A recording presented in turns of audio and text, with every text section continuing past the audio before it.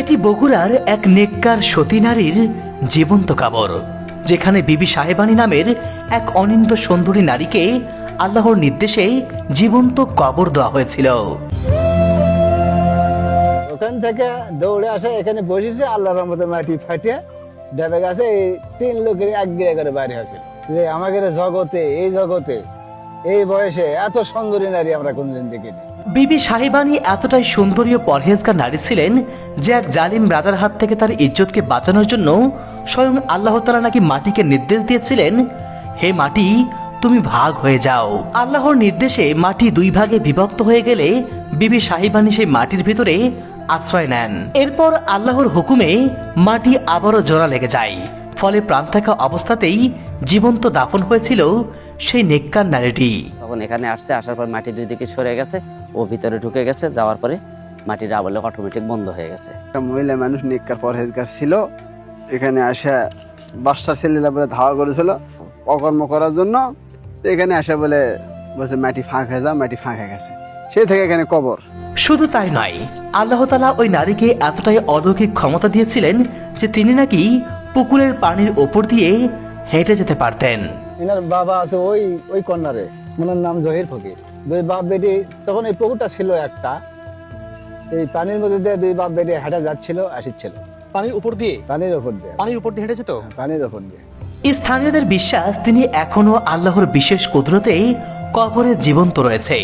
এখনো গভীর রাতে অনেকেই তার অদৃশ্য ছায়ার উপস্থিতি দেখতে পান। এখনো মাঝে সাথে 2 বাপ বেটি হাত বয়ে আসে, আবার হাত ধরা যায়। হ্যাঁ, মাঝে সাথে দেখতে পাই। আমি ডিবে থাকি যে রাত 12টার পরে। আসলে খুব ওলি আল্লাহ মানুষ। তার মানে এখানে প্রচলিত যে ঘটনাটা, এটা কি সত্য ঘটনা? হ্যাঁ, সত্য।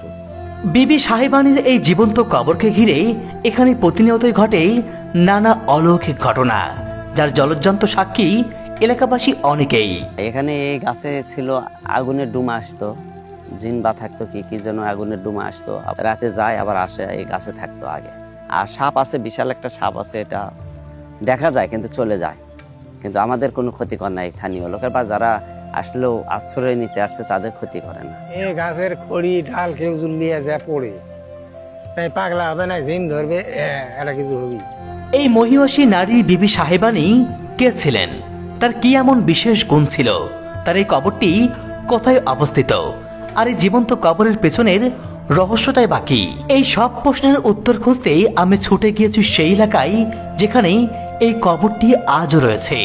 চলুন বন্ধুরা, জেনে আসি এমন এক অজানা ইতিহাস, তা জানলে আপনি রীতিমতো চমকে যাবেন।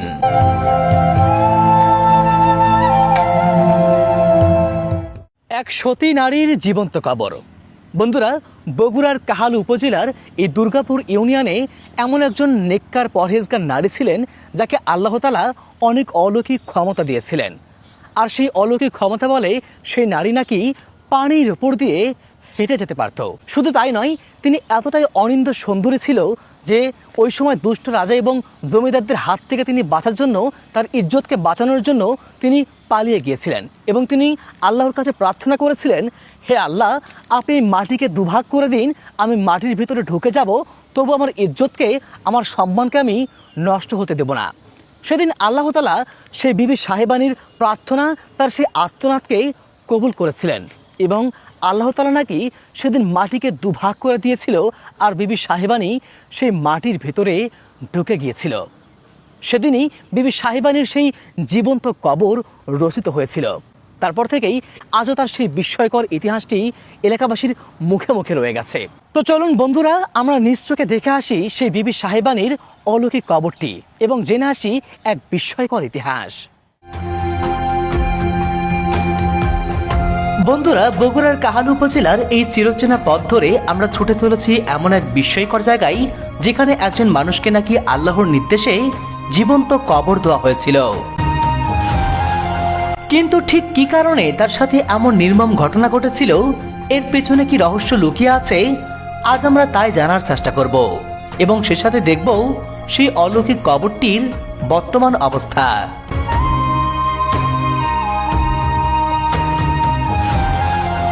বন্ধুরা, আমরা এখন দুর্গাপুর বাজারে অবস্থান করছি। এই দুর্গাপুর বাজার থেকে আমাদের যেতে হবে দেওগ্রামে, আর দেওগ্রামেই রয়েছে সেই বিবি সাহেবানির সেই অলৌকিক কবরটি, অলৌকিক জীবন্ত কবরটি।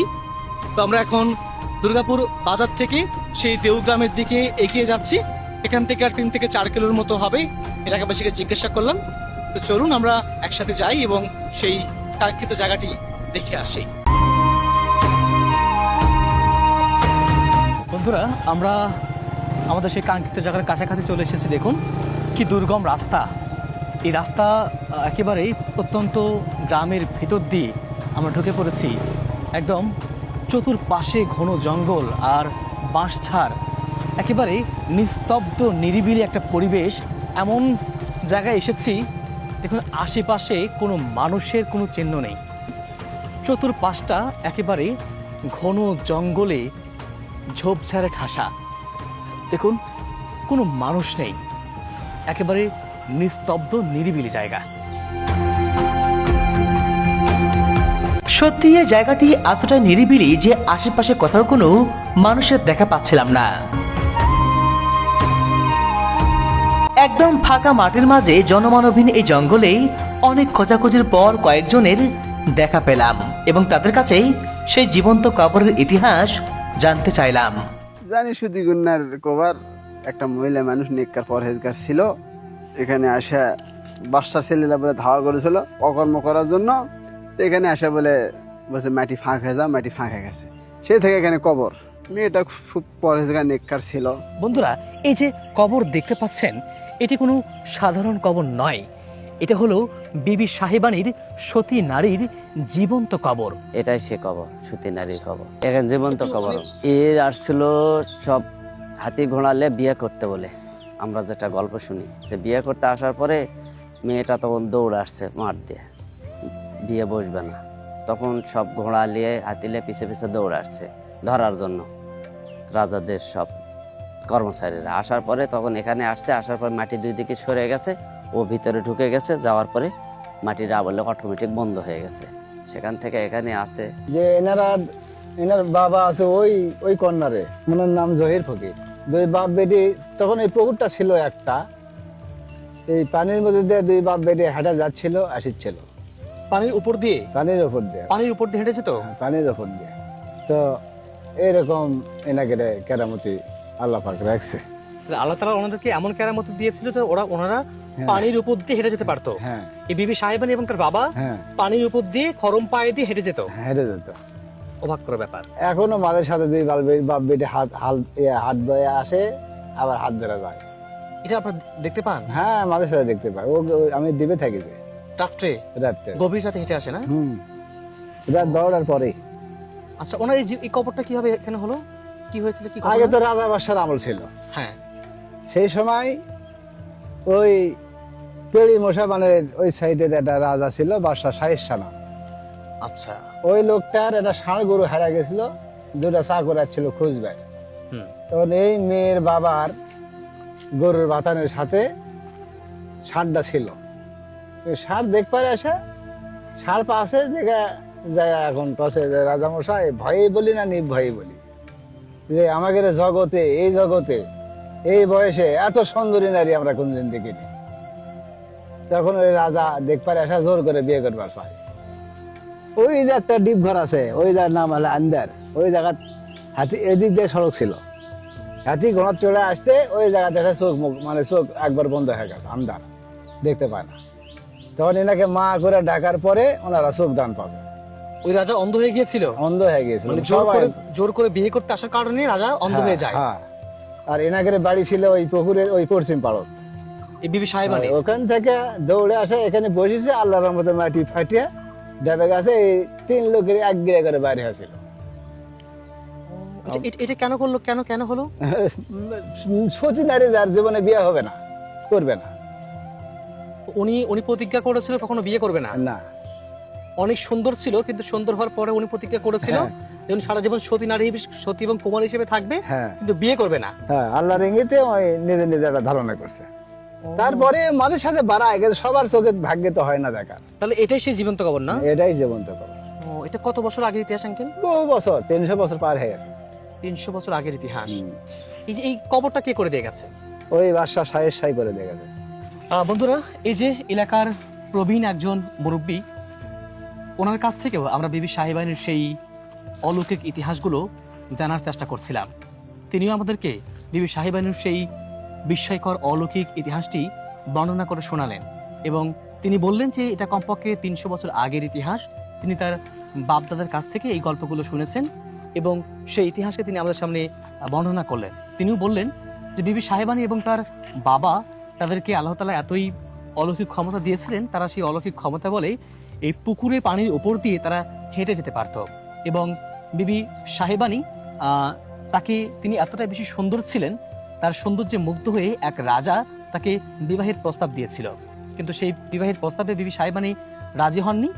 তখন সেই রাজা, সেই দুষ্ট রাজা বিবি সাহেবানীকে জোরপূর্বক বিয়ে করতে চেয়েছিলেন এবং তিনি যখন বিবাহ করার জন্য তার সেই ঘোর সাওয়ার নিয়ে তিনি যখন রওনা হয়েছিলেন এই এলাকার উদ্দেশ্যে, তখন এই এলাকাতে পৌঁছানোর আগেই সেই দুষ্ট রাজা অন্ধ হয়ে যায় এবং তারপরেও একদল রাজা এবং জমিদার বিবি সাহেবানীর রূপে মুগ্ধ হয়ে তাকে বিয়ে করতে চেয়েছিল এবং তাকে বিয়ে করার জন্য প্রস্তাব দেওয়া হয়, বিভিন্ন ধরনের কুপ্রস্তাব দেওয়া হয় এবং তার সতীত্বের উপরে তারা আক্রমণ করার চেষ্টা করে। তখন বিবি সাহেবানী নিরুপায় হয়ে তিনি এখানে ছুটে আসেন এবং তিনি নাকি আল্লাহর কাছে ফরিয়াদ করেছিলেন, প্রার্থনা করেছিলেন যে হে আল্লাহ, আপনি আমাকে এই মাটির ভেতরে ঢুকিয়ে নিন। এবং তখন আল্লাহর রহমতে এই মাটি নাকি দুভাগে বিভক্ত হয়ে যায়। মাটি দুভাগে বিভক্ত হয়ে যাওয়ার পরে সেই মাটির ভিতরে বিবি সাহেবানী ঢুকে যায় এবং সেদিনই বিবি সাহেবানীর জীবন্ত কবর এখানে রচিত হয়। আর সেই ইতিহাসটি এখনো এই এলাকার মানুষের মুখে মুখে রয়ে গেছে, যে ইতিহাসগুলো এলাকার স্থানীয় বাসিন্দারা আমাদেরকে জানাচ্ছিলেন। তবে এই ইতিহাসের সত্যতা কতটুকু আমরা জানি না। আর সবাই বলছিলেন এটা লোকমুখে প্রচলিত গল্প, এলাকার মানুষজন এই ইতিহাসকে তারা জেনে এসেছেন এবং তারা ইতিহাসকে তারা বিশ্বাস করেন এবং এই জায়গাকে তারা শ্রদ্ধা করেন। আসলে খুব ওলি আল্লাহ মানুষ। তার মানে এখানে প্রচলিত যে ঘটনাটা, এটা কি সত্য ঘটনা? হ্যাঁ, সত্য। দেখুন এই কবরের বর্তমান অবস্থা, এটা চতুর্পাশে দিয়ে ইট দিয়ে গাঁথুনি করে দেওয়া হয়েছে এবং এর ভেতরে মূল যে কবরের অংশটা আমরা দেখতে পাচ্ছি এটা পাকা করে দেওয়া হয়েছে।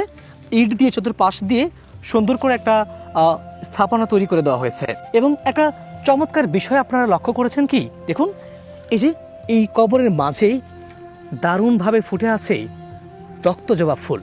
শুধু একটা নয়, বেশ কয়েকটা রক্তজবা ফুল এই কবরের মাঝে কিন্তু ফুটে আছে।